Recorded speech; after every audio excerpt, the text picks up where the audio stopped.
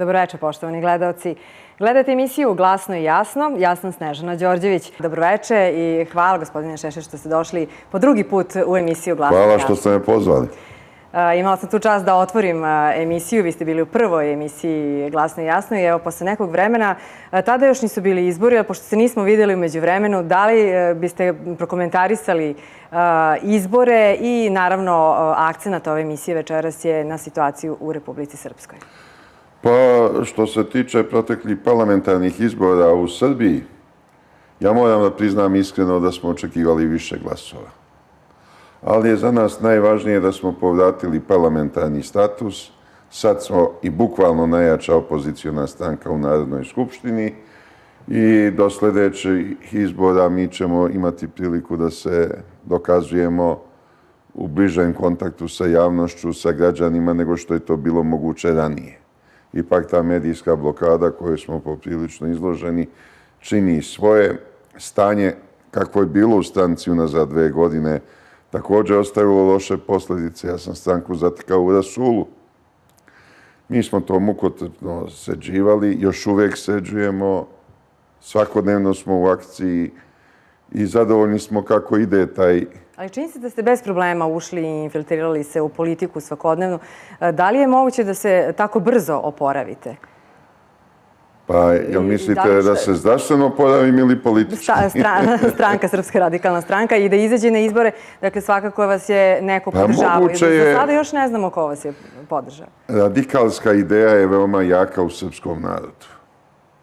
Radikali su još od 19. veka. Izrazito nacionalna, izrazito proruska i partija demokratskog karaktera. Parlamentarne demokratije. I to je veoma jako u srpskom narodu.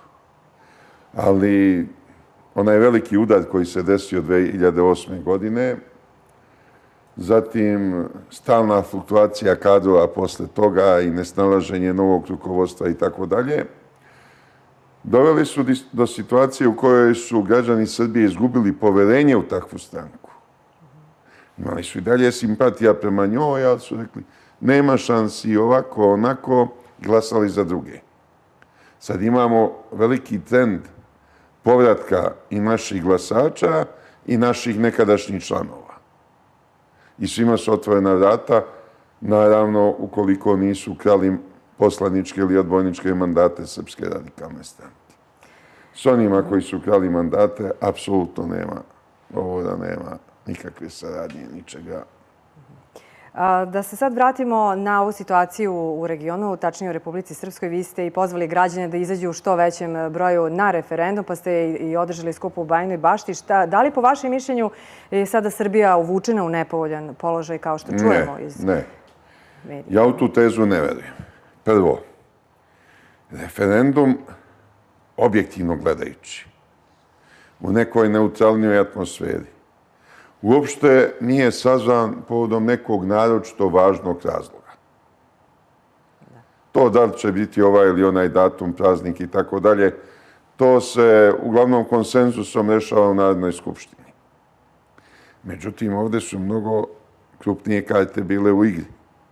Ustavni sud Bosne i Hercegovine na protivustavan način, a tamo ima stranaca i muslimana i Hrvata koji uvijek preglasaju Srbe, je ukinuo praznik Republike Srpske koji se slavi već 25 godina.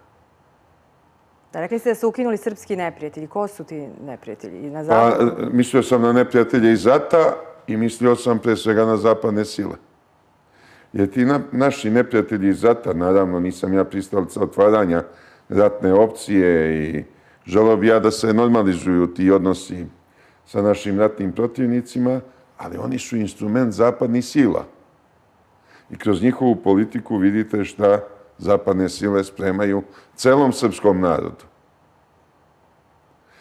Zapadne sile žele da ukinu Republiku Srpsku, odnosno da je utope u unitarnu Bosnu i Hercegovinu. Kako bi Srbi i Hrvati tamo bili taoci njihove potrebe da imaju posebnu nezavisnu državu Bosnu i Hercegovinu, a da opet muslimanski element u toj državi ne ode u pravcu fundamentalizma, da ne pretvori u pravu panislamističku državu. Vi smatrate da je to neko sakaćenje Republike Srpske? A oni bi da je utope unitarnoj Bosni i Hercegovini. Mi to ne smemo dozvoliti, suviše mnogo krvi proliveno za Republiku Srpsku. Ona je već osakačena uoči potpisivanja Dejtonskog sporazuma, bombardovanjem od strane NATO i pratećom ofanzivom muslimanskih i hrvatskih snaga na kopnu. To je bila koordinisana akcija. Republiku Srpsku moramo sačuvati i najvažnije je da Srbi imaju rusku podršku. Što se tiče režima iz Beograda, on je kalkulisao. Kako on se to čini? Što se tiče same vlasti i da li su podržali referendum? Ja mislim da je vlast pogrešila što nije podržala volju naroda Republike Srpske i pravo Narodne skupštine da raspiše referendum. To je demokratsko pravo. To se nigde u svijetu ne može osporavati. Pogotovo što referendum ima savjetodavnu ulogu. Referendum vam daje uporište da zadržite taj praznik.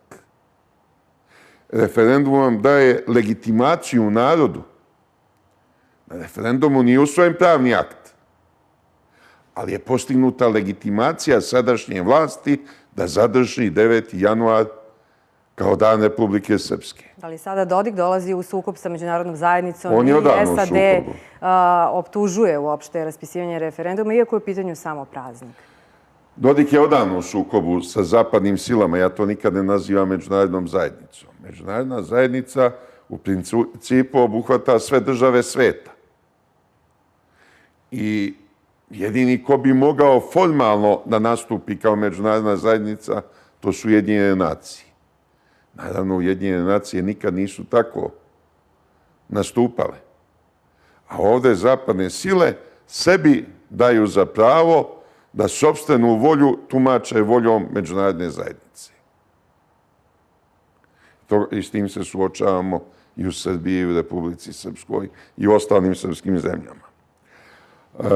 Dodika smo napadali svojevremeno, bili smo u velikom sukobu kad je on vodio drugačiju politiku. 90. godina. Međutim, sad je Dodik čvrsto na pozicijama odbrane Republike Srpske i mi ga u tome moramo podržati. Upravo o toj podršci smo pričali da li je izostala od Srbije ili Što se tiče Srbije, Srbija je u početku, zvanična Srbija, oficijalna, ne Srbija, srpski narod i u Srbije, bio sve vreme uz Republiku Srpsku i intervjuišite ljude na ulici, pa ćete vidjeti da skoro 90% podržava referendum i da je drago ljudima što je referendum uspeo. Međutim, režim je kalkulisao na jedan način koji se ne može nazvati mnogo pametnim. Režim u Srbiji nije hteo da se dodatno zamera zapadnim silama, smatrajući da se već dovoljno zamera što odbija da zavede sankcije Rusiji i odbija da te prijateljske odnose s Rusijom svede na neku mnogo manju meru, ali to je greška. Vučić i Nikolić su morali da znaju da stalno povlađivanje zapadnim silama vodi u propast. Imamo iskustvo Miloševića i ovih dosmanlijskih režima posle Miloševića. Što im više popuštate, to su njihovi apetiti sve veći i veći. Oni poštuju samo one koji im se suprotstavljaju. Zar to nije pragmatično za Srbiju? Pa nije to pragmatizam. To je seljanje u provaliju. Treba reći, naš je stav ovakav i ovakav i sad vi radite šta hoćete. I što smatrate da treba da radite. Ali da nas uplašite, pa da u strahu povlačimo antisrpske poteze, to ne smemo. To je rađeno u Republici Srpskoj u vreme vlade Dragana Mikerevića, kad je predsjednik Republike bio Dragan Čavić.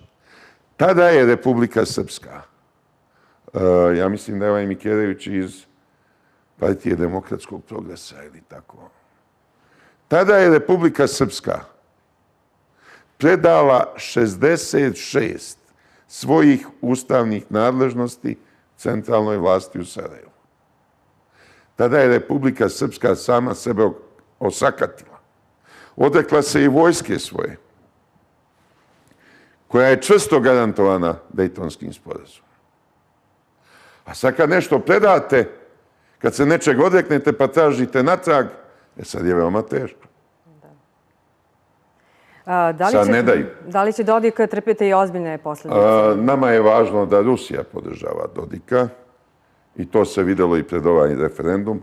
Ne bi on išao u posjetu Moskvi da ga Rusija nije podržala u tome. To je nekoliko dana pred referendum. Ako neko kaže to je ranije zakazana posjeta, pa ništa to ne znači. Zakazana je posjeta premijera Medvedeva Beogradu početkom septembra, pa krajem septembra, pa u oktobru, pa se još ne zna kad će doći do nje. Dakle, u diplomatiji sve ima svoje značenje. Dodikov dolazak nekoliko dana pred referendum, apsolutno je jasno da je podržano od strane zvanične Moskve i lično od predsjednika Putina. Neće snositi neke političke sankcije, kao što prete sada? Pa mogao bi ako im padne šaka. Sad Dodik ne smije da putuje određeno vreme, duže vreme u Sarajevo. Ne smije da ide na tle federacije, mora da pojača svoju zaštitu. Ispod 4 ljudi nikako ne smije manje od toga oko sebe. I to dobro obučenih ljudi, da ga na prepad ne bi uhvatili i sproveli u Sarajevo. Da bi mu sudili. Zašto bi sudili? Uopšte se to pitanje ne postavlja. Nije važno. Mene su optužili u Hagu, a da nisu znali zašto. Pa su nekoliko puta menjali optužnicu. Ali je cilj da me optuže i da me drže tamo. To bi se desilo sa Dodikom. Da ga drže u pritvoru godinu, dve, pa makar ga posle i pustili. On je ponudio i članovima stranke da se oni potpišu, da mogu da idu da daju izjave tužilaštva. Rukovodstvo Republike Srpske potpisuje solidarno tu krivičnu samoprijavu da su učestvovali u organizaciji referenduma. To je ovako jedan lep politički gest koji nema pravnu težinu, naravno. Ovaj glavni tužilac Bosne i Hercegovine, koji je Srbin, kako mu beše ime, prezime, Salihović, ne mogu se sad setiti, ne mogu sad sva ta imena da zapamtim. Podne ostavku da neki dan. A šef policije nudi se da izvrši to hapšenje. Danas to imamo u štampi. Srbin. Uvek među nama Srbima se nađe izdajnika. Pa da, uvek je tako bilo. Samo što smo kroz istoriju naučili i da prepoznajemo te izdajnike.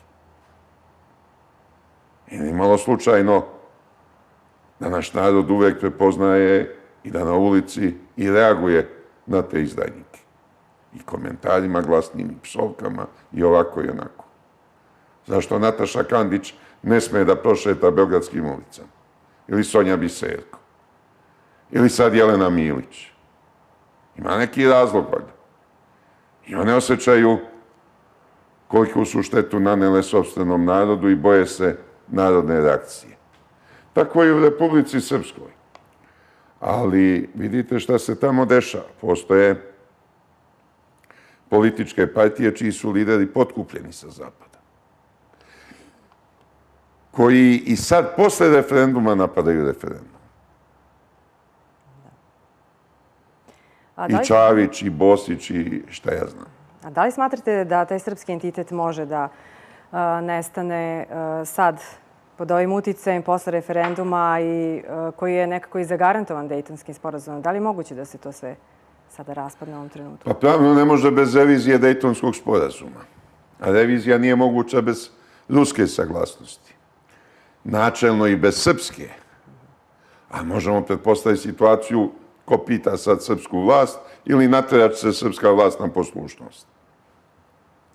Bez ruske saglasnosti, i Rusija je jedan od garanata Dejtonskog sporazuma, on se ne može na silu menjati. I to je ono što je veoma važno za srpski narod. Ali oni mogu situaciju na terenu da u toj meri promene da više Dejtonski sporazum nema nikakve važnosti. Još da se prenese nadležnosti u Sarajevu i da ostane samo Republika Srpska kao jedna pokrajina, kao Vojvodina, ali sa još nižim stepenom samosvojnosti, odnosno pokrajinske vlasti. A po vašem mišljenju, da li je Republika Srpska na tom putu? Kakva je atmosfera? Pa, naša stranka, Srpska radikalna stranka u Republici Srpskoj, upravo iz tih razloga podržava Dodika. Mi imamo tamo 2 narodna poslanika i oni pripadaju narodnoj većini. Dakle, pre svega vodimo računa o Republici Srpskoj. Republika Srpska je iznad svega. I tako se tamo ponaša. A Dodik će opstati ako ne odustaje od svoje politike, ni za pedalj ne sme da odustane od odbrane prava i interesa srpskog naroda, opstaće zahvaljujući narodnoj podršci, ali zahvaljujući velikoj ruskoj pomoći. I ja mislim da moraju čelnici režima iz Beograda da menjaju svoj stav. Da li mislite da će to uslediti? Pa ja mislim da će morati. Neće oni smeti dugo još da zatežu to. Ili će prepustiti zaboravu, začutati u referendumu i tako dalje. Šta Dodik kaže na to, da li ga je podržala Srbija u dovoljnoj meri? Da li ste imali neki kontakt sa njim nakon toga? Ja sam sa Dodikom prvi i posljednji kontakt imao 1998. godine. Negde u januaru mesecu. Došao je mojoj kući u Batajnici. I posljednik u tom kontaktu bio je Slobodan Milošević. Dodik je izrazio želju da, kad je bio na nekom sastanku s Miloševićem, želju da se sa mnom setne i Milošević je to odmah organizovao i to toliko brzo da je Dodik stigao mojoj kući pre nego što sam se ja vratio sa posla. Da li vi imate želju da se sretnete sa Dodikom? Pa, što voleo bi da se sretnem, ali nije bilo inicijative ni s njegove, ni s moje strane da se to zaista desi. I ja ga razumem, pošto on mnogo zavisi od Srbije i od režima u Srbiji. On ne može sad prst u oko da zabada ni Aleksandru Vučiću, ni Tomislavu Nikoliću, jer sutra očekuje snažniju podršku od države Srbije nego što mu može pružiti Srpska radikalna stranka. A zna da je naša podrška zagarantovana pod ovakvim uslovima. Sad da pređemo na... A ja nisam od onih ljudi koji vuku za rukav. Što se tiče predsjedničkih izbora, čitala sam, kaže, Vesna Pešić izjavila da je Vučić isplanirao da vi budete u drugom krugu za predsjedničke izbore. Da li postoji takav dogovor ili su to samo ovako neke... Ja mislim, to su smešne špekulacije. Jer Vučić ima jednu muku. On zaista ne zna koga da kandiduje. Tomislav Nikolić je isceđeni limun i mora ga odbaciti. To je karta koja propada. Ali to je po vašem mišljenju. Tomislav Nikolić smatra da treba da ga podrži. To pokazuje i Vučić svojim ponašanjem prema Nikoliću. Svojim neizjašnjavanjem po tom pitanju na kraju krajeva. I odlaganjem izjašnjavanja. Zapad ga pritiska da kandiduje Zoranu Mihajlović. Jer i Zapad, što se Tomislava Nikolića tiče, ako se on sam kandiduje, on će proći kao Nikola Šečerovski. Zaista nikakve šanse nema.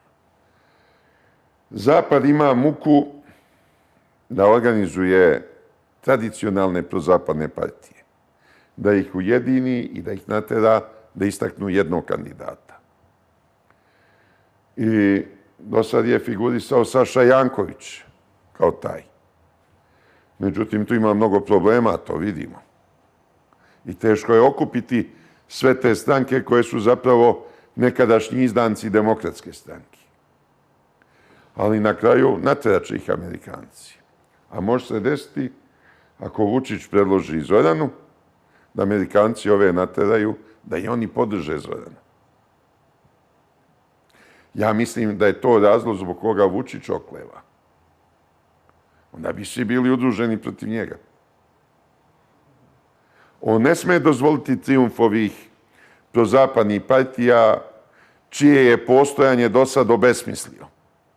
A čiju podršku imate ako biste se kandidovali na predsjedničkim izborima? Podršku članova i simpatizera Srpske radikalne stranke, podršku svih srpskih Ne, patriota. mislila sam na neke strane sile. Strane sile. Ako kažete da zapadne sile žele da Ja nemam istaknu Zoranu podršku Mihajlović. ničiju iz inostranstva. U Rusiji postoji mnogo simpatija za Srpsku radikalnu stranku, ali mi ne očekujemo javnu podršku s te strane i mislim da će se inače Rusija držati po strani. Ona se nikad ne meša u našu izbornu proceduru i volju naroda. A sa zapada nema ko da me podrži. Jedino Donald Trump ako pobedi na američkim izborima, pa da me on podrži. Mislite da on hoće? Ne znam da li Ne će. znate. Ne znam da li. Hoće pobediti.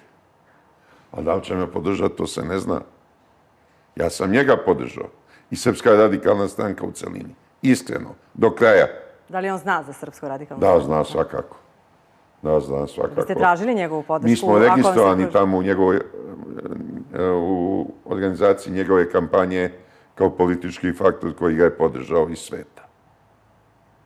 I posebno su mu se svidele one majice s njegovim likom koje smo nosili kad smo demonstrirali protiv Bajdena. Jel biste mu se obratili ukoliko on bude predsjednik? Da tražim podršku? Da vam pruži podršku. Nikom se van granica Srbije ne bih obraćao za podršku. Nikom.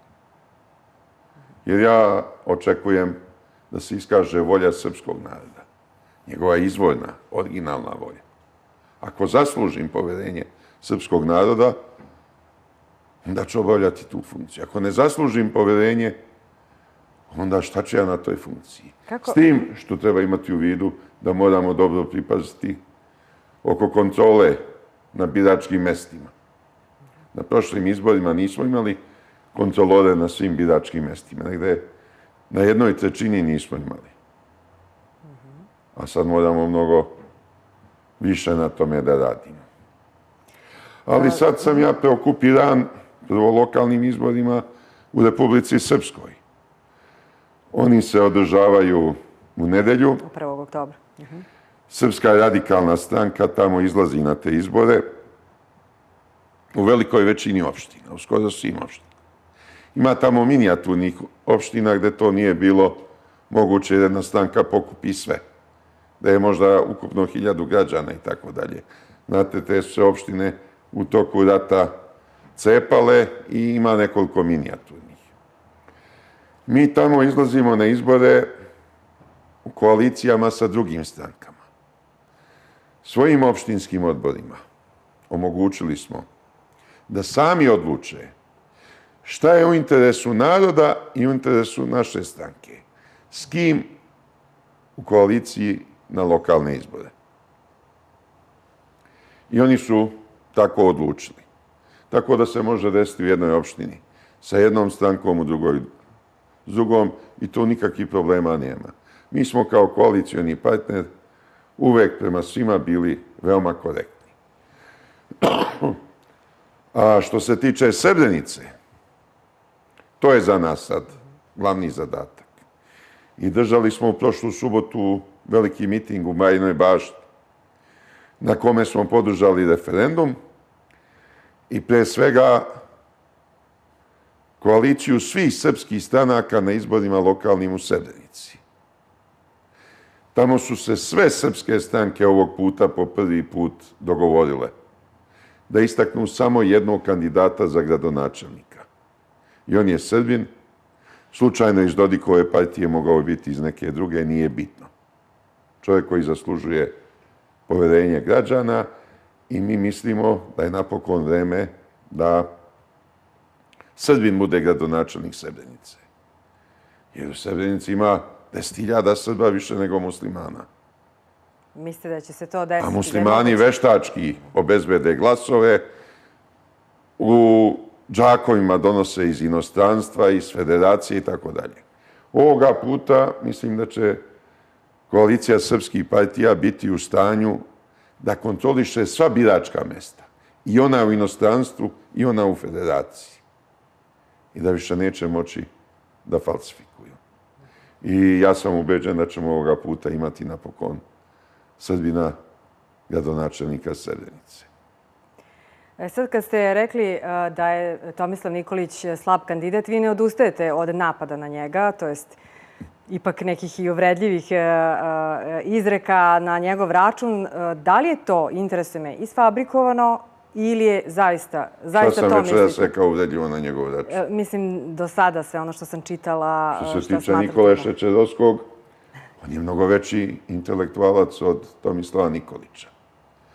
I nikad nije imao unutrašnju potrebu da falsifikuje diplomu. Ne, interesuje me, da, to smo pričali i u prošloj emisiji. Međutim, da li je to nekako nametnuto sa strane, isfabrikovana ta priča o Tomislavu Nikoliću ili zaista mislite da je on slab političar? Kako ste nekada imali tako neograničeno poverenje sa njim i da budete zajedno? Da, imao sam u njega veliko poverenje, ali on se promenio. On je bio nekad častan i pošten čovek.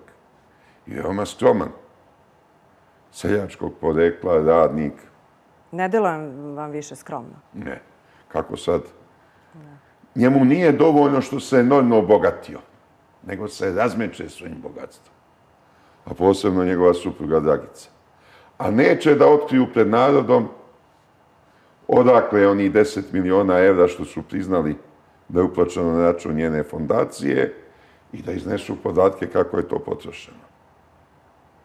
A sigurno da ima još takvih slučajeva u političkom životu. Mislite da je to neki najdrastičniji slučaj? Sad je Tomislav Nikolić najdrastičniji zato što je na funkciji, na najvišoj državnoj funkciji. Formalno najvišoj. Više vlasti neuporedivo ima predsjednik vlade, ali formalno je ovo najviša. Ali imamo mi tu još mnoštvo bivših državnika, kriminalaca, Borisa Tadića, Čedomira Jovanovića, onda Aleksandra Vlahovića, Boždara Đelića, Mlađana Dinkića, Miroljuba Labusa. Ima i mnogo. Vučić je obećao borbu protiv kriminala, a nikog od njih ne hapsi. Koga bi trebalo da uhapsi? Evo sve ove što sam nabrojao. Što se tiče Demokratske stranke, vratit ćemo se naravno i na ove druge teme. Kako vam se čini sad ovaj njihov izbor predsjednika? Pa ja mislim da je ta stranka u daljem propadanju. Naravno, Pajtić nije mogao da opstane. Kakav će biti ovaj novi predsjednik, vidjet ćemo. Ali on je iz te stare garniture, tako da ne verujem da može novi život da udahne demokratama. Vaši cilj je, pošto rekli ste da je ideologija iznad svega za vas, ali ipak želite da dođete na neki način na vlast. I vaš cilj je da ne da skinete ovu vlast, nego da ne dođe do Smanlijska, kako vi kažete. Pa jeste. Zbog čega? Da skinemo ovu, da mi dođemo. A ne da dođu ponovo na vlast oni koji su gori od naprednjaka. Je li moguće da oni mogu ponovo da dođu na vlast? Pa, po nekim nesrećnim okolnostima mogli bi. Zato im ne treba to dati. Ova promjena ne mislite da će doneti neko ojačanje? Pa mislim da neće. Mislim da neće. Ja sam navijao za Aleksandru Jerkov, ali se niko od njih nije setio da je predloži. Bolje bi bilo da su nju izabrali za predsjednika stranke. Neki su se setili i drugih žena, kao što je gospođa Vučković ili ne znam još Gordana Čomić. Gordana Čomić. Dobro, možete li zamisliti stranku čiji je predsjednik Gordana Čomić? Možete li to zamisliti? Pa ne mislim da sve stranke imaju najbolje rješenje, ali dobro. Što se tiče vašeg povratka u Hag, vi ste onako uspešno nastavili politiku, ali nam niste još dali odgovor ko vas podržava. To nećemo saznati. Ko me podržava? Dakle, samo simpatizeri. Pa da. A ko bi me mogao podržavati još? A finansijski, vi ste se vrlo brzo oporavili. Finansijski, mi sad imamo 40 miliona dinara na računu stranke. A to je novac koji je ostao još iz vremena pre 2012. godine. Mi smo za izbore 2012. kad smo se otarasili Tomislava Nikolića, koji je krao stranački novac i uvalio nas u velike dugove i uzeo kredit od Intesa banke sa 19% godišnje kamate u devizama. Mi smo uštedeli od onih sredstava što smo svakog meseca dobijali od države. Od toga smo finansirali kampanju 2012. Nažalost, tad smo propali, a oko pola para smo potrošili. Oko 500.000 je ostalo. Ja nikad ne dam da se sve pare potroše. Ja sam ponikao iz one ljute sirotinje. Ja sam kao dete shvatio da čovek uvek mora negde neku malu rezervu imati. Za ne daj Bože. I kad smo najurili Tomislava Nikolića, ja sam iz Haga direktno kontrolisao blagajnu. Stigli ste sve, da pišete i knjige i da I kontrolišete stranku. 2014. nisam dozvolio da se mnogo potroši. Potrošeno ono što je dobijeno od države i malo smo dodali od ovoga. A znate zašto I pitam? plate smo ove godine isplaćivali od tog novca. Zato što mnogi kažu da vas Vučić plaća. Pa ajde. To je nešto što se provlači. Kako? Zbog čega bi me Vučić plaćao? Pa evo pitamo Pa ima li vas Vučić nekog političara na današnjoj srpskoj političkoj sceni koga se više plaši kao konkurenta od mene? Evo, ove je sve razbio, a mi se obnavljamo.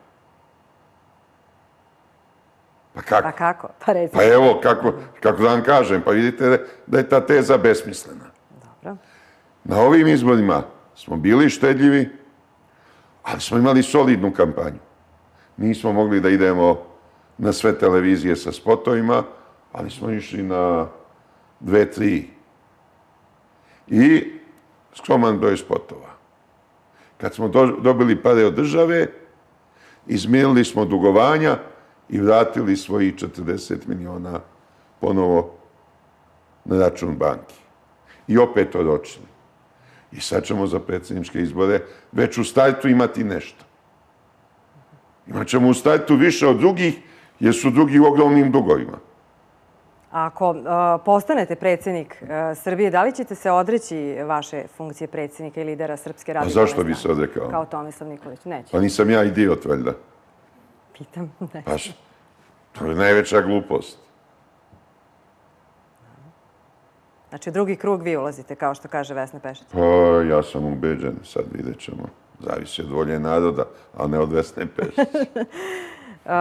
Sad ste pomenuli da vam mediji nisu naklonjeni, da niste bili na RTS-u ni jednom, ali tako? Od kad se vratio, nikad. Ali ni moji saradnici. Imate neki odgovor, da li ste pokušavali da odete tamo i pa jesu, prosto to ne postoji... iz generalnog sekretarijata više puta pokušavali, međutim sve je bilo neuspešno. Ali Radio-televizija Srbije je pod kontrolom stranaca, Amerikanaca i ostalih zapadnjaka. Dragan Bujošević je njihov guverner na državnoj televiziji. I mi se zalažemo da se on što pre najuri iz tog mesta. I cela ta njegova ekipa saradnika. Ali niste samo vi nezadovoljni. Nezadovoljan je i naš premijer koji kaže da ljut je na RTS i ode jednom u ne znam koliko zbog čega. On neće otvoreno da kaže koji je osnovni razlog. Ovo što vam ja otvoreno kažem, on se ustručava da vam to kaže. Ali to je činjenica. Pa ne deluje mi da se on stručava da bilo šta kaže. A ustručava se, vodi računa da se ne zamjeri o tim zapadnim zemljama i tako dalje. Ali tamo je veliki kriminal na delu. I to vidimo. Čak ovo kad su išli na olimpijadu i tu nisu mogli da ne pokradu. Javni servis bi trebao da pruži mogućnost s različitim političkim mišljenjima. Apotekarskom vagom svakoj parlamentarnoj stranci da određuje vreme u svojim političkim programima. Sad, neke su televizije privatizovane. Na B92 nikad nisam imao pristupa. Na prvoj televiziji nikad pristupa. Ima li tu još neka televizija? Znači, na svim drugim ste bili? Pa skoro na svim. Kako ćete pridobiti njih sad za kampanju predsjedničkih izbora? Ove koje do sad nismo pridobili, niste... pa nećemo i opet pridobiti, ako se ne smeni Bujošević. Treba sušti Bujoševića. A ove što su privatne, šta i možemo? A Bujoševića treba što pre najuriti. Da bismo imali normalnu nacionalnu televiziju, koja bi imala princip objektivnosti, a ne princip služenja ideji kojom se rukovodi Bujošević. Dobro, ali imamo i ove druge medije koje nemaju princip objektivnosti. Pa Da ih ne reklamiramo. Da. Pa ima ih mnogo. Teško je sad reći, a ko se rukovodi striktno principom objektivnosti? Nema toga. Nema toga više. Ali ovo je državna televizija. I upravo zato i komentarišemo to. Na vašoj televiziji nisu puštali 1,5 dana, pa me onda malo pustiše, sad sam već 3. put, jel tako? Evo, na Pinku su me puštali ponekad, sad već skoro 1 dana da me nema tamo. U Happy-u više od 1 dana me nema. Znači, to se menja. Sad sam ovde... Vidite, kod nas nema cenzure. Pa dobro, ali aj postavite sad pitanje. Šta se to promenilo da me čas ima, čas nema? To vi znate odgovor. Znate i vi. Kakva bi bila Srbija koju bi vodio Srpska radikalna stranka? Pa, kakva bi bila Srbija? Bila bi nalik na Srbiju Nikole Pašića po vođenju principijelne unutrašnje i spoljne politike i po ekonomskom uzletu. Ono što Pašić nije uspevao da suzbije s vremena na vreme, to su korupcionaške afere koje mi veoma uspešno suzbijamo u svojim redovima, pa bismo mogli i na nivou države. Ali predsjednik Republike ne vodi Srbiju. Vlada vodi ukupnu spoljnu i unutrašnju politiku. I ako se kaže da neko vodi Srbiju, onda je to vlada. Predsjednik Republike ima striktno ograničene dužnosti po Ustavu. I pre svega te dužnosti se tiču odbrane. Pogotovo u uslovima vanrednog ratnog stanja i tako dalje. A ostale funkcije su mu prilično simbolične, osim što može da vrati zakon na ponovno glasanje, a videli smo da Tomislav Nikolić tome nije pribegavao. Koje biste vi zakone vratili? Mnogo bi bilo zakona koje bi vratio na ponovno glasanje. Sve zakone kojima se narušavaju interesi građana, a povlađuje, na primjer, Zapadu. Vi ste i protiv politike ekonomske koja se sprovodi trenutno i komentarisali ste čak i dolazak IKEA. Zbog čega vam smeta to i zašto bi Srbija bila jedina tu zemlja koja neće imati IKEA-u? Ma meni to ne smeta. Meni smeta što i Vučićeva vlada strancima daje ogromne pare da bi otvorili ovde svoje pogone. To je prelivanje šupljeg u prazno. To je veća šteta nego korist. Dajmo sve uslove, a nemojmo davati pare nikome. Za IKEA se daju pare? Pa ne znam za IKEA da li se daju, ali Vučić je priznao da se daju za u fabriku cipela dole. U Vranju beše otvorena, onda su dosmalnije dale za Fiat 11.000 po radniku, 11.000 evra. Dobro, ali dobijamo radna mesta. To je odgovor vlade. Ma šta imamo od tih radnih mesta? To su preskupa radna mesta. Još se u slučaju Fijata država odrekla svih poreza i doprinosa na plate. To je čista šteta. Kako bi onda bila ekonomija po vama? Ako je već imala te pare država, da je podelila radnicima odmah po 11.000 i rekla, ajde snađite se. Pa bi se neki snašli, neki ne bi, ali sad se niko nije snašao i opet preti opasnost da uskoro Fiat zatvori tu svoju fabriku. Jer mu nije rentabilna. Već je u jednoj smeni ukinuo proizvodnju. Kakvi su sada ovi ministri i ova nova vlada? Niste nešto bili blagonakloni ovoj prethodnoj, malo je promenio ministara. Pa možda ima 2, 3 što se razumeju svoj posao, ostalo je sve baš ste i rekli Bozluk. da je Vučić ministar iznad svih ministara. On je ministar u svim ministarstvima, da. Ali je sam sebi nametnuo takvu poziciju. Dokle će izdržati, to je pitanje. Sada ćemo napravimo pauzu i vraćat ćemo se ponovo u studiju. Ostanite sa nama, idu reklame. Sa nama je gost Vojislav Šešelj, lider Srpske radikalne stranke.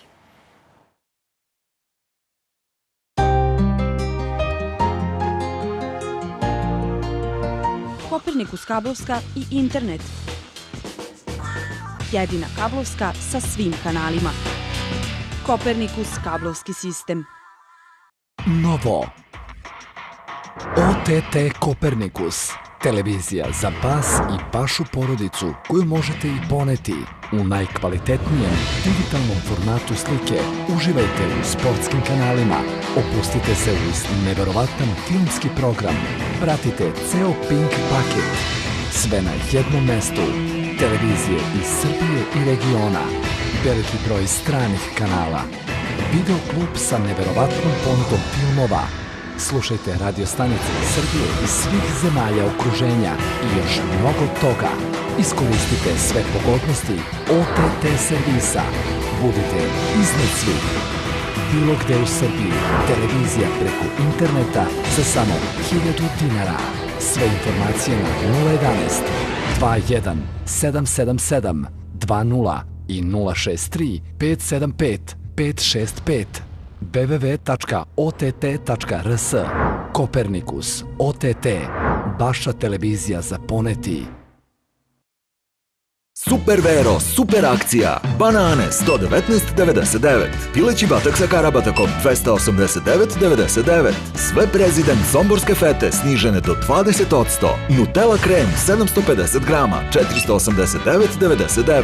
Deterđent Persil samo 399,99. I sakupljajte nalepnice i ostvarite do 50% popusta na ekskluzivne Vileda proizvode za čišćenje. Super Vero, jeftinije nego što ste očekivali. Ljubavi kad prođe, pamtite po lepom, sprečite nasilne misli.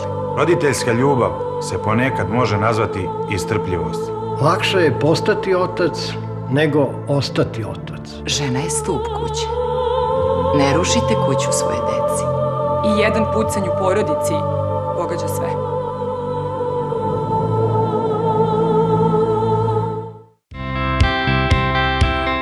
Premijer Aqua, hotel sa 5 zvezdica smešten u samom srcu Fruške gore, u Banji Vrdnik, na svega 50 minuta od Beograda i 20 minuta od Novog Sada, poziva vas na odmor i uživanje.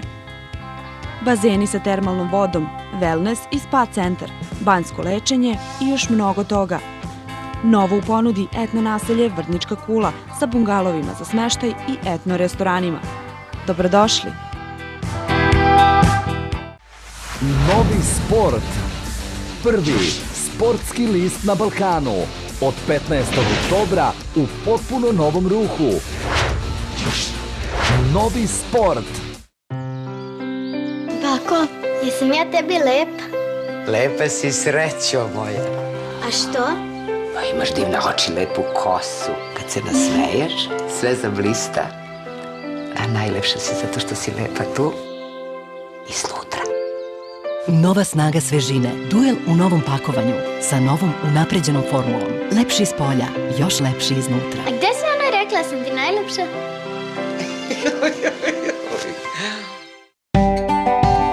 Školski program svetskog brenda Štedler.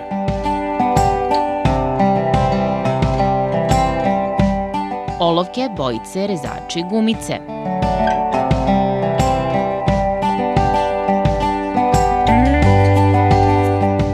Tropic Trade. Portal srbijadanas.com. Sve vesti na jednom mestu, na svim platformama. Brzo, pregledno, pouzdano. Sve vesti na jednom mestu. srbijadanas.com.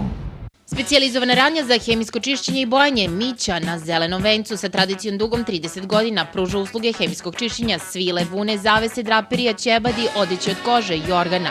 Radno vreme 7 do 20 časova, subotom od 7 do 15 časova. Nudimo 20% popusta za usluge preko 2500 dinara. Mogućnost dostave na kućnu adresu Jug Bogdanova 14, telefon 011 26 24 145 i 063 77 86 437. Specijalizovana radnja za hemijsko čišćenje i bojanje Mića. Kupite Skandal, pakao oko razvoda, brat otkriva, Milan hoće Dari da uzme dete, rat svekrve i snajke, činim sve da Gasto za odvojimo Zorice, naoružani napadači napali Snežanu, Šabana i Džeja, Skandal. Telemark Systems, kablovski operator i internet provider, digitalna i analogna kablovska televizija sa preko 70 kanala, brz i pouzdan internet. Telemark Systems. Hit do hita na beogradskoj adresi 894 širom sveta na bumbumradio.rs. Non stop sa vama. Bum Bum Radio 894.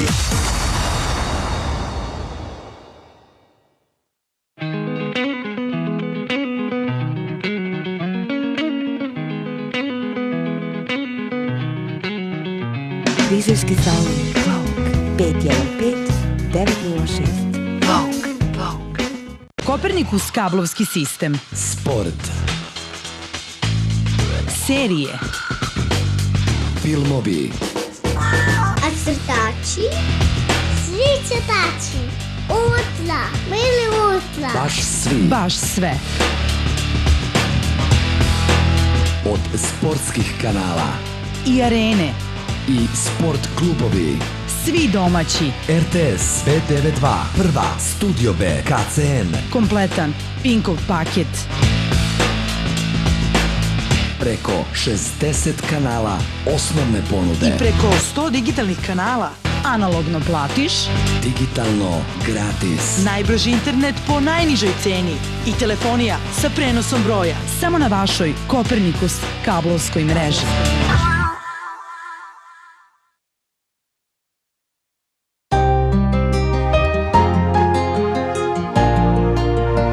Kopernikus kablovska i internet. Jedina kablovska sa svim kanalima. Kopernikus kablovski sistem.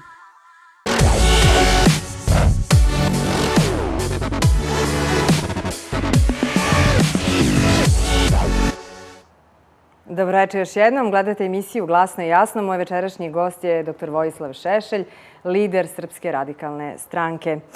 Ovih dana ste dosta zauzeti. Kako nalazite vremena da obilazite vikendice, pa i predsjednika, i da izviđate i da predlažete da se one ruše? Da li ste po tom pitanju razgovarali sa ministarkom građevine Zoranom Mihajlovićem za rušenje tih vikendica? Desilo se pre izvesnog vremena, možda ima mesec i po dana, da su nam se obratili neki građani sa Ledina.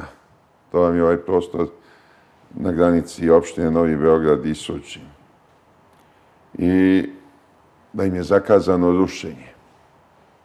Imaju nelegalan objekat, veliku kuću, nedovršenu, na svom imanju.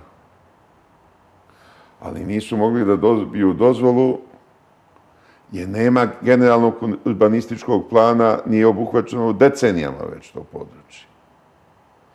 A tu mogu samo privatne kuće da se zidaju zbog blizine aerodroma, ne mogu oblakoderi. Privatno imanje. I dobro, nelegalno je. Ali, ako ćemo ići sve što je nelegalno da sušimo, ajde prvo da sušimo predsjedniku Republike, koji ima 3 nelegalne kuće na levoj obali Save, između Novog Beograda i Surčina, na prostoru gde je apsolutno zabranjena svaka gradnja i kuće su na uzurpiranom državnom zemljištu. Valjda je preče to da se ruši, pa onda da se ruši i ovoj sirotinji. Ajde, možda i nije sirotinja, ali jesu izbeglice iz Krajine. I to poslednje što su imali, koncentrisali su da to podignu. Verovatno i na neki prirevni objekat i nešto, ne znam.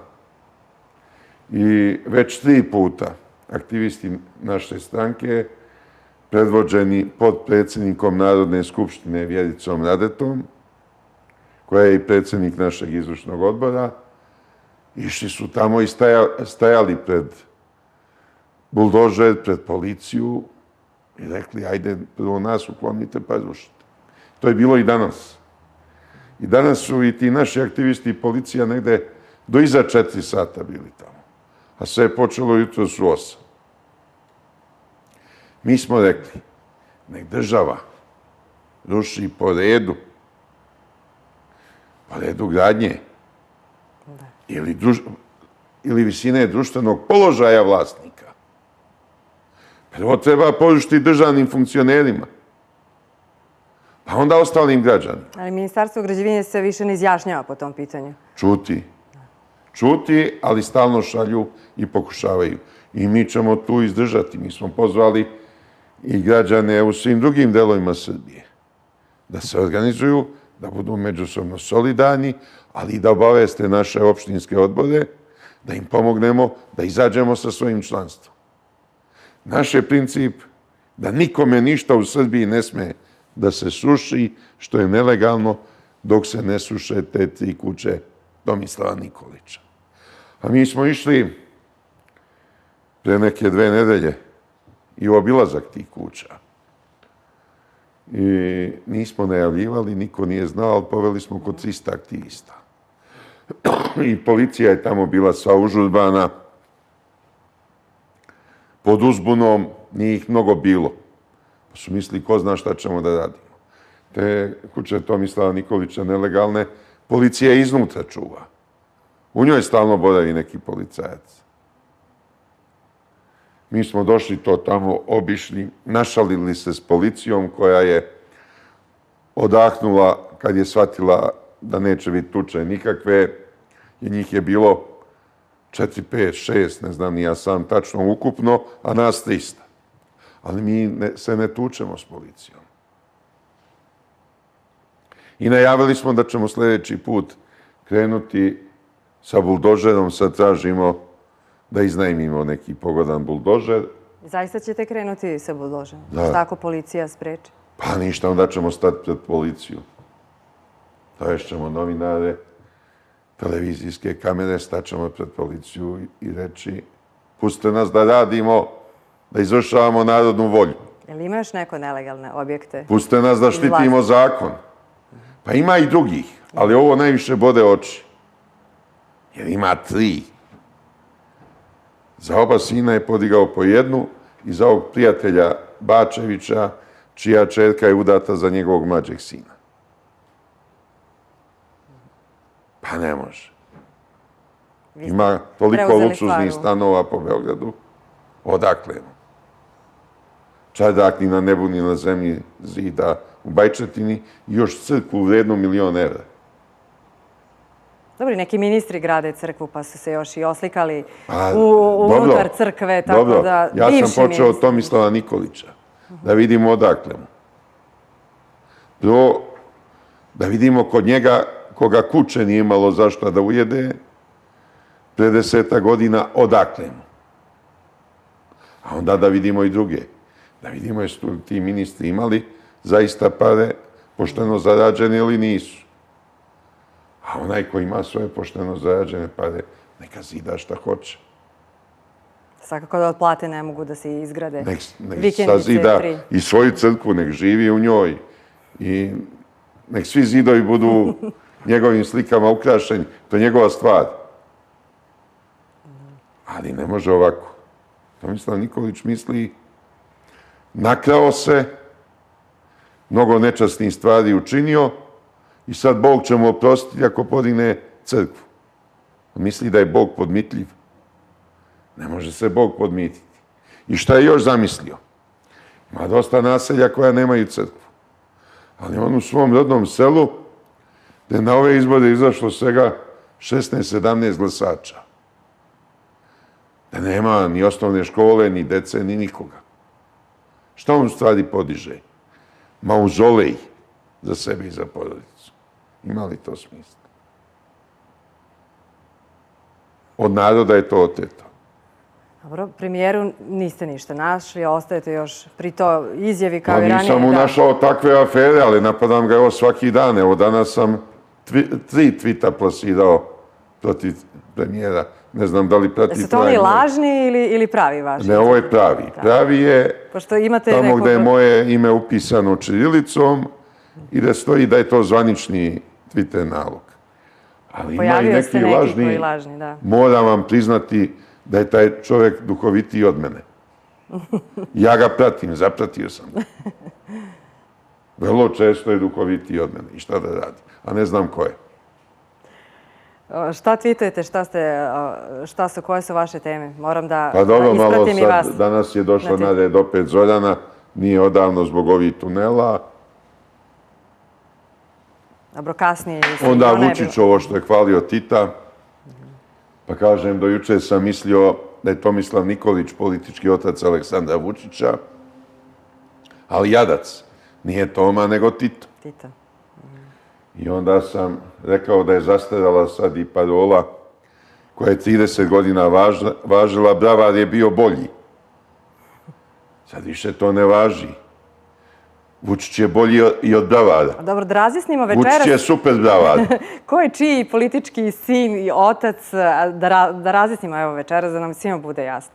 Što se tiče Nikolića, vas i Vučića. Ne, ja nikome od njih nisam politički otac. A pogotovo ne mogu biti sin. Jer da su oni moji politički sinovi, da su oni moji politički ideološki sledbenici, nikad ne bi uradili ono što su uradili. Nikada Aleksandar Vučić ne bi išao da se rukuje sa Clintonom i da nastupa u njegovoj fondaciji. Da je on moj politički sin.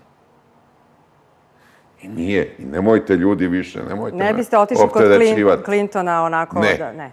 Ne bi živ se s njim rukovao. Samo sa Trumpom. To smo radili. Sa Trumpom bi. Već se pokazao kao srpski prijatelj.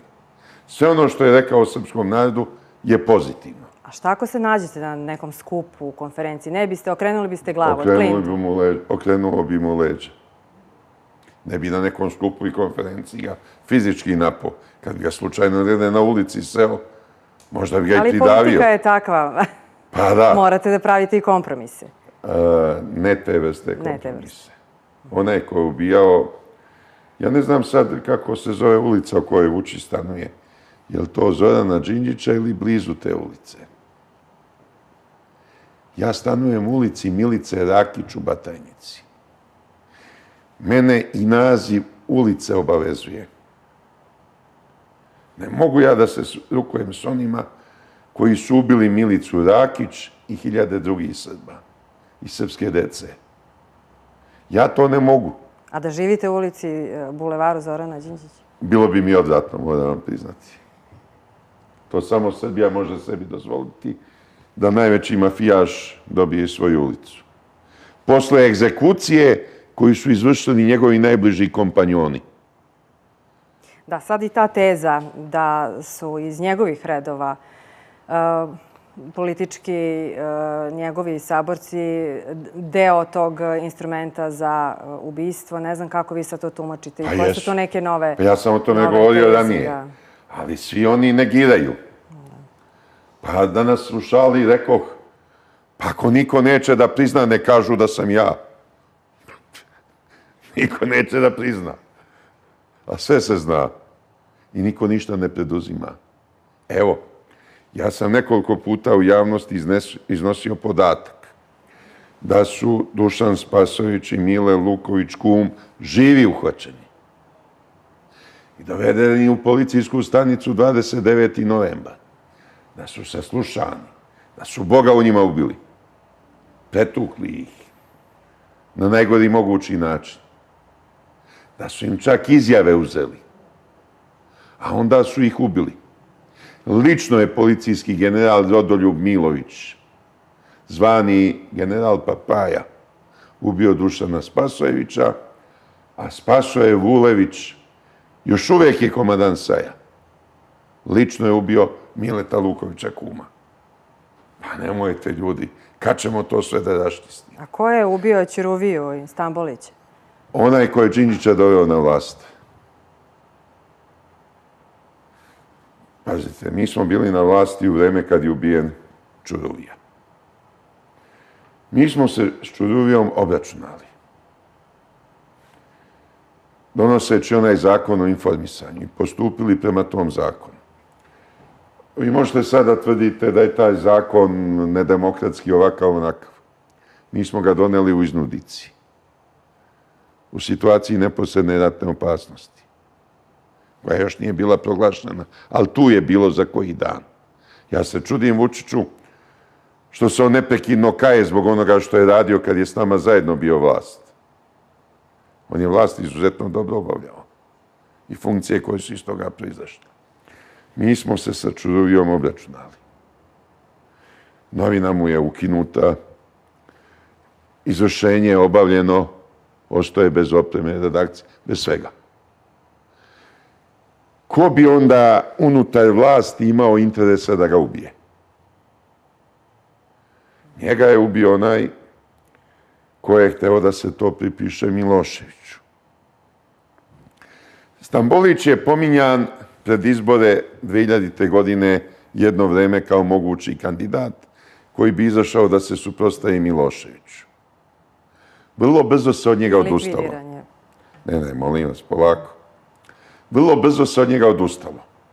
I američki kompjuter na auspuh je izbacio ime Vojislava Koštunice. Amerikanci su zaključili da on ima najveće šanse. Socijalisti ga nisu dirali, samo bi mu kroz medije plasirali ono što je o njima pozitivno rekao, nikad ništa negativno. Ni o njima ni pozitivno govorio, nego nešto što je bilo patriotski. I stvorili potpuno drugačiju sliku o njemu nego što je on u stvarnosti. Amerikanci su procenili da samo on ima šansu da pobjedi Miloševića. Milošević je napravio grešku, pa je mjesec dana pred izbore ušao u sukob s nama radikalima. Da nije ušao s nama u sukob, da smo imali koaliciju na lokalnom nivou, da smo ga podržali kao predsjedničkog kandidata, on bi sigurno pobedio na izborima, možda bi danas bio živ. Ali eto, u istoriji nema kajanja, desilo se i gotovo. 25 dana pred izbore, kad je Koštunica već bio nepromenjiv kao kandidat, vrši se otmica Ivana Stambolića. Ubijaju ga. I neizvesno, nema ga. Gde je? Niko ne zna gde je. Neki glupi julovci se zaleču pa kažu možda je u švaleraciji i tako. Niko to nije ozbiljno shvatio. Ja prvi dan, kad se desilo to na Ibarskoj magistrali, nisam verovao da je atentat. Dok nisu počeli posle konci da se odmotavaju. I sam sam se bavio odmotavanjem tih konaca. Kome je smetao Vuk Drašković 1999. Prozapadnoj opoziciji isključivo. Oni su ga odbacili. Prvi Đinđić.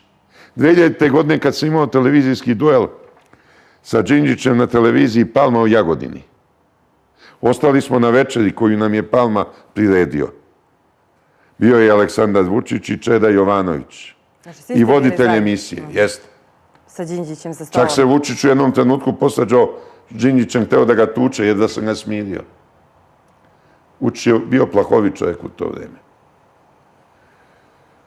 Ali tada za večerom, kad se otkravila malo atmosfera, kad smo počeli da se šalimo, Zoran Đinđić je izrazio sumnju da je Vuk sam organizovao to u Budvi. Što i meni izgledalo verovatno.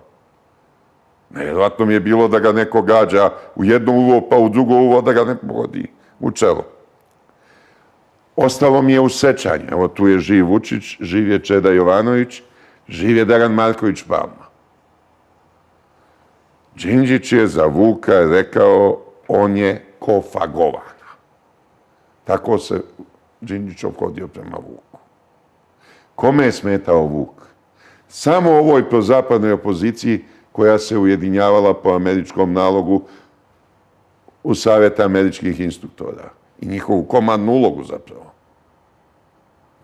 A u to vreme Vučić se tajno sastaje, Vuk Drašković, se tajno sastaje sa Miloševićem. Da, to znamo. Nakon Ibarske magistrale su imali kontakte. Evo, Mira Marković u svojoj knjizi opisuje neke od tih večera sa Vukom i Danicom Drašković. Zanimljivo je da ste kontaktirali Miru Marković nakon objavljivanja knjige. Jesam i rekao sam joj da je knjiga dobra. Da smatrate da je ona nedužna i da se ne dovodi u vezu sa... Bog kaže da niko nije nedužan. Svaki je čovek grešan. Ali ovo što joj se pripisuje, to nije istina. Po mom ubeđenju. Zašto bi? Ona je vrlo racionalna žena. Jer kad nam je bila politički protivnik, gazio sam je nemilosrdno. A kako je izgledao taj vaš razgovor? Kako ste, pozvali ste je telefonom da razgovarate? Dobro, razgovarali smo mi i ranije, i pre odlaska u Hag, i nakon povratka iz Haga. Iz Haga sam je zvao kad je Milošević umro i tako dalje. I rekao sam joj da je knjiga dobra i da treba da nastavi da piše, ona mnogo toga zna. I da ostavi to svjedočanstvo. Togo sam Vuk se izlanuo u svojoj knjizi, da se zove Meta ili jednoj svojoj knjizi koju je objavio dok sam ja bio u Hagu. On priznaje svoje kontakte sa generalom Aleksandrom Vasiljevićem, šefom vojne službe bezbednosti još 90. godine. I opisuje kako mu je Vasiljević organizovao susret sa načelnikom generalštaba Blagojem Adžićem. Sećate li se tog susreta? Mladi ste mnogo, pa ne pamtite, verovatno. I čak kako ga je svojim kolima vozio i kako je policija UDBA naložila da Pauk odnese auto, se to Vuk Drašković sam opisuje. Eto, to nismo znali. Koliko sam god napadao Vuka Draškovića zbog raznih negativnih stvari, nisam znao da je bio u sprezi za vojnom službom bezbednosti. A on je sam priznao. Mnoge će se tajne još otkriti, znate. Još mi ne znamo mnogo šta, pogotovo i ova ubistva koje smo pomenuli. Zaklela se zemlja raju da se sve tajne odaju. Ja sam dosta doprinosio koliko sam mogao u razjašnjavanju nekih od tih ubistava. Da li vas je neko zvao na saslušanje? Pa ko da mene saslušava? Vi mislite to što ja iznosim da vlast ne zna? Da policijske centrale ne znaju? Znaju bolje. Znaju i bolje. Pa najveći deo mojih podataka iz policijskih izvora, do kojih dolazim na volšeban način. Da vi čuvate te izveštaje policijske o vama i o dosije. Objavio sam sve. I vi ste i objavili to. Sve sam objavio. Moj policijski dosije je 4 toma. Šta piše u dosije? Ako možete, deo da izdvojite. Poklonit ću vam komplet pa čitajte. Ali da vam se to prepriča u 5-10 minuta, koliko nam je još ostalo, nemoguće. Da. Ste izdajnik. Šta ste još u dosijevu? Ma svašta, pa čak da sam bio u ljubavnoj vezi sa Danicom Drašković, sa Majom Gojković, sa Ivanom Žigon i tako dalje. Ma nema šta nema tu. Čita se kao kriminalistički roman. A sad pišete novu knjigu. Potpuno je drugačija. Recite vi, meni ste rekli pre ulaska u studiju. Završavam sada knjigu. U Srebrenici nije bilo genocida. U toj knjizi pre svega obrađujem haške presude. Posebno one koje se odnose na Srebrenicu. A onda i opšte političke i istorijske prilike na prostoru Bosne i Hercegovine, pred rat, u toku rata, nakon rata. Sve ono što danas proživljavamo u stvari. Knjigu sam započeo i dobrim delom napisao u Hagu i ove godine je dovršavam intenzivno. Celo leto sam na njoj radio. Radio sam i danas. I valjda ću je završiti za 2 meseca. Dolazite do informacija? Na koji način? Proučavao sam haške presude, proučavao sam obilje dokumentacije o Srebrenici. Sve knjige sam obradio koje su objavljene na temu Srebrenice i srpskih i muslimanskih izvora. Naprimjer, postoji čovjek koji se zove Ibran Mustafić. On je bio predsjednik opštine u Srebrenici pre rata. Njegovo svjedočanstvo o zbivanjima u Srebrenici u toku rata je neverovatno. Ja sam i to obradio. I neke druge autore muslimanske i tako.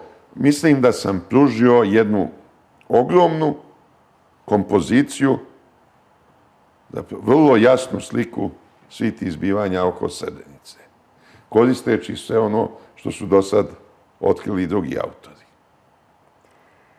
Sad, koji je sljedeći vaš korak? Danas čitamo, mislim, u Informeru da ćete ući u jedan reality show.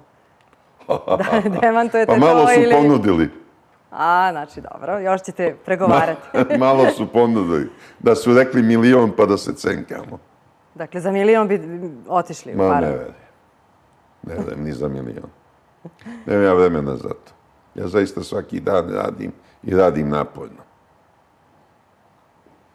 Dakle, to je vaš stav. Demantovali smo da nećete ući u reality show. Za 100.000 sigurno neće. Mada, eto... Pitajte Marića koja mu je sljedeća ponuda. Da, pozvaćemo ga. Mada Marić uopšte mene nije zvao, to vidim danas je objavio Informer. Da, objavio, ali za jednu ponudu ste već bili. Niste odbili. Ne, ono je bila ponuda Željka Mitrovića. Za farmu, da. Za farmu, da ostanem, to je bio početak novembra, da ostanem do nove godine za 100.000. I nisam. I jedan me ubedio da gostujem 2 sata, a posle se nisam pokajao. Bilo mi je drago što sam prihvatio. Pa ako sad prihvatite, možda ćete imati veću popularnost. Nemam vremena. Ja imam još nekoliko knjiga da završim, ako mi Bog da zdravlja. Imam veliki projekat Apostoli srpskog nacionalizma. To sam zamislio da budu 4 knjige, opet otprilike po 1000 strana. Od toga sam 1600 strana već u Hagu napisao. I kad završim ovaj serijal u kome obrađujem presude Haškog tribunala, onda ću se i sve snage baciti na ovaj posao. Naravno, na knjigama radim kad imam slobodnog vremena. Se sastajete sa građanima Zemuna, ili vam dolaze u kabinet? Pa ne dolaze građani sad. Nije neka navala građana. Nemamo mi prijem građana, nismo mi vlast. Doduše učestvujemo u vlasti u Zemunu. Ali kad sam bio predsjednik Zemunske opštine, onda sam primao građane do 3-4 sata noću. To je strašno zamorno i iscrpljujuće, ali uspevao sam mnogima da pomognem. Pre podne sam u stanci, obavljam stranačke poslove, a ako popodne ne putujem negde i ne gostujem na nekim televizijama, lokalnim unutrašnjosti, nemam tribinu, onda sedim kod kuće i pišem. Čitam, pišem. Stigli smo do kraja. Hvala vam na gostovanju i na ovom intervjuu za televiziju Kopernikus i emisiju Glasno i jasno. Hvala i vama, poštovani gledalci, što ste bili sa nama. Ostanite i dalje uz program televizije Kopernikus. Gledajte sutra reprizu u 14 časova i vidimo se narednog četvrtka u 20. Prijetno večer vam želim.